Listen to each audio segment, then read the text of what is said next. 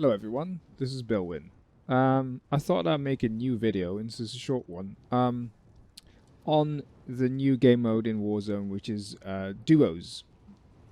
The reason I do this is because I'm planning to make more videos about military tactics which are applicable in Warzone as a game. Because not everything translates from real life to the game and vice versa. Not everything in the game transfers to real life. Although some things definitely work. So I'm going to touch down on three aspects just for a bit so you have an idea what to do to get more wins or just improve your overall ability to dominate the game in itself. So the first thing I'm going to do is I'm going to touch down on the subject of duos, which is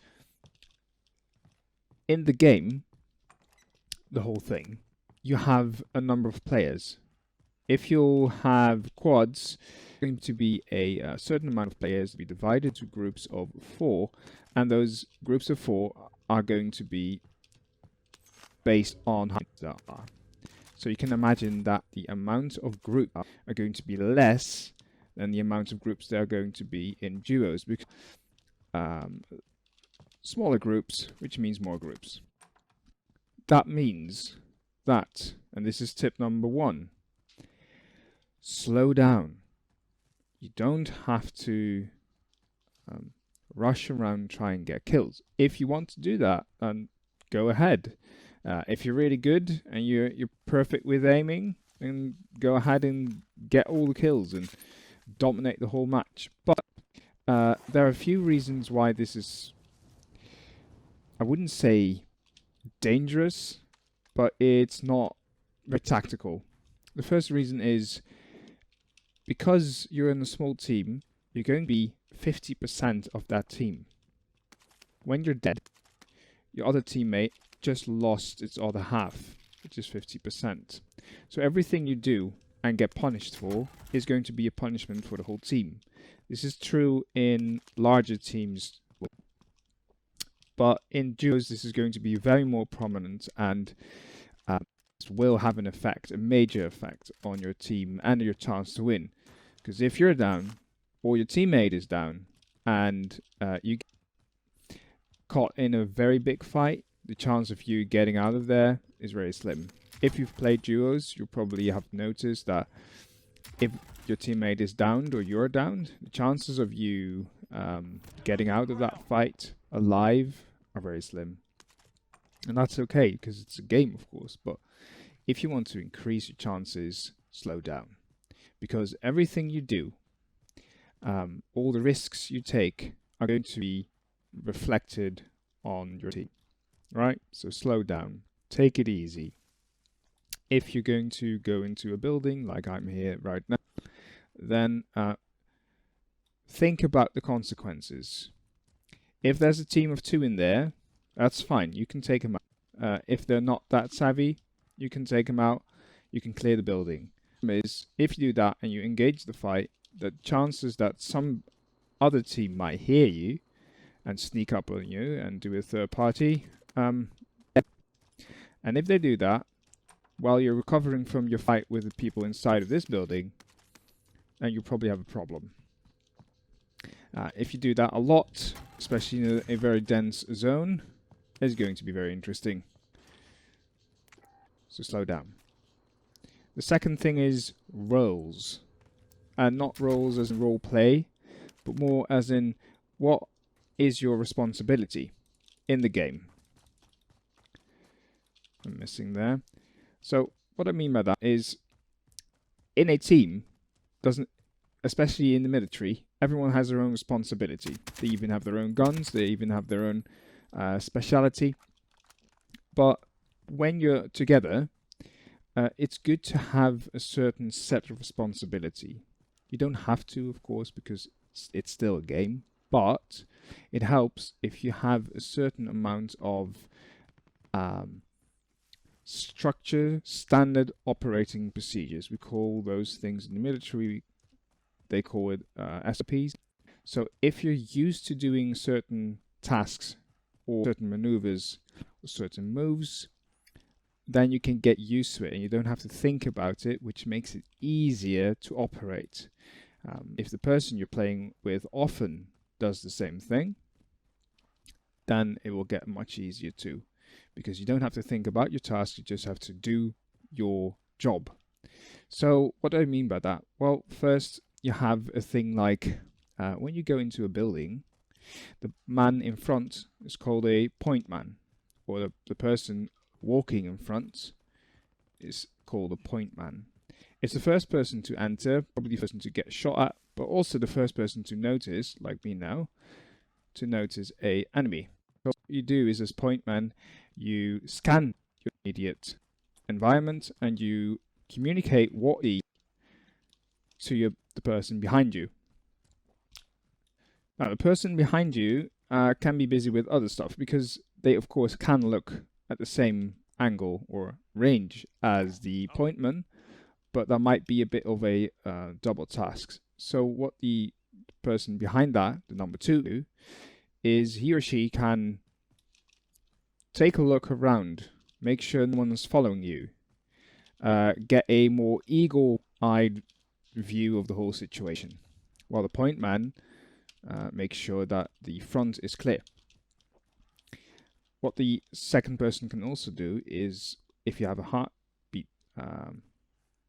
scanner, you can scan your environment.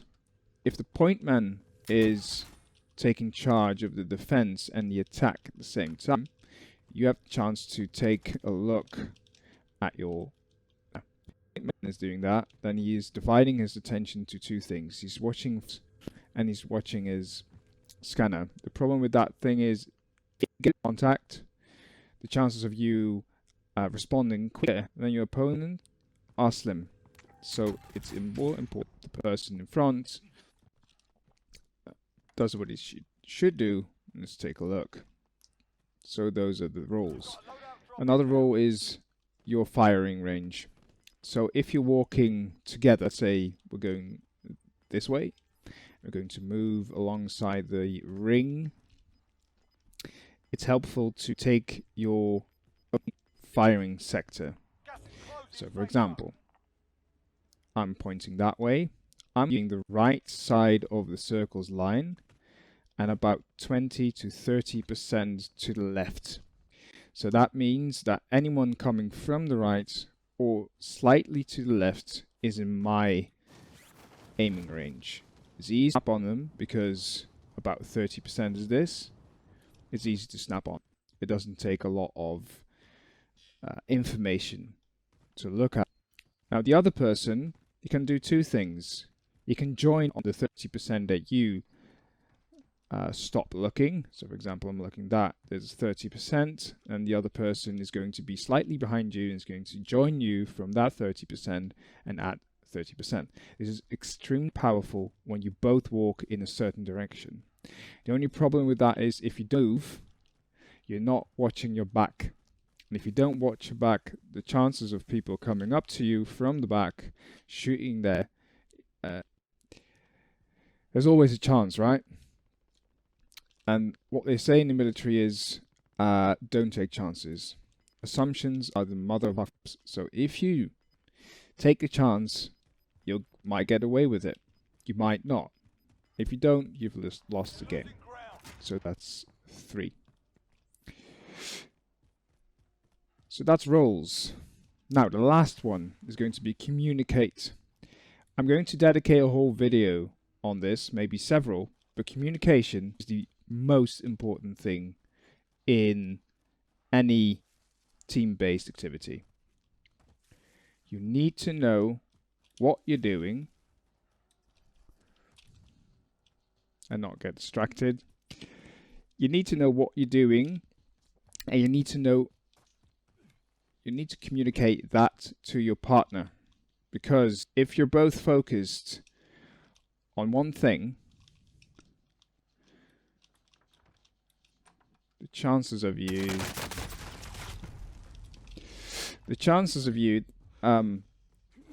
focusing too much, like I just did right now, I was focusing so much on winning that I stopped communicating. That is a very normal reaction. The problem with that is, If you do that in a fight, the other person might not know what's going on, right? Because you're choking up, you want to get the win or get the kill, and the person who's behind you, maybe he or she is looting. Maybe he or she is looking at a whole other sector. If you're not communicating what you're seeing, the person will be at a loss. If you shoot with 2 persons or more at one target, the amount of time to the person is in a blip of a second. Attacking one target with 2 at once is incredible. Knowing what's going on, both of you is good too. If both person who's behind you, maybe he or she is looting. Maybe he or she is looking at a whole other sector. If you're not communicating what you're seeing, the person will be at a loss. If you shoot with 2 persons or more at one target, the amount of time to the person is in a blip of a second. Attacking one target with 2 at once is incredible. Knowing what's going on, both of you is good too. If both parties, one of the party is oblivious to what is happening, and well, it can get very frustrating, right? I think you've already been in such a situation. You're walking around, suddenly your teammate is screaming or cursing because he or she got damaged. He or she not explaining what is happening, where the shots are coming from, and how many people are there, what are they shooting with, is it a C4, is it the frag grenade, is it the RPG, is it a full team? You don't know. Next thing you know, you're being shot at and you're being downed and killed because you were 2, so the moment you get downed, you're dead. That can be very frustrating. Is it the person's responsibility to communicate always, and do you have to be a robot that stays calm and just does what he has to do? No, of course not. It's still a game. And there are moments that you stop communicating and you just say what you do. That's normal. But try to remember and remind yourself that communication is key. To any team-based activity, without communication, you're not going to get anywhere. Sorry about that. I'm being shot, so I need to move to cover. All right. So that's it. In summary, okay. In summary, 1, slow down. It's important to slow down if you want to have a chance to get in the end game. Statistically more than just rushing in and to get as many kills as possible.